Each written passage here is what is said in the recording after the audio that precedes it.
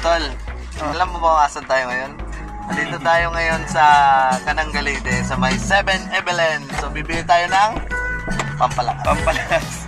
Let's go. Let's go.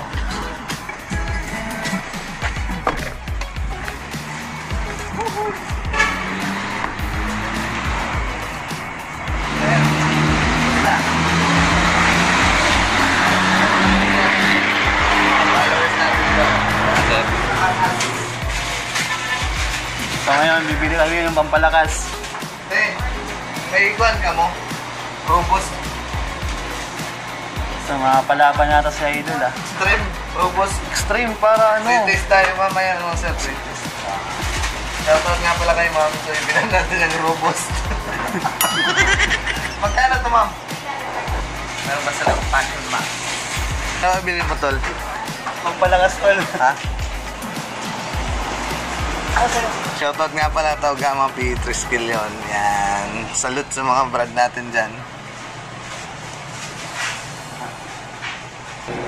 Ito maganda kung adinalawan mo. Sige.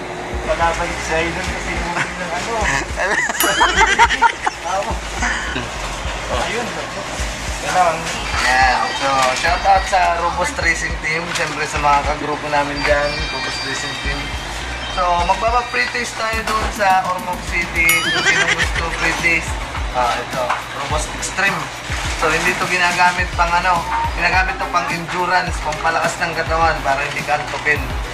Pero wala yung 1-2. Pwedeng gamitin din sa alam niyo na. Let's go.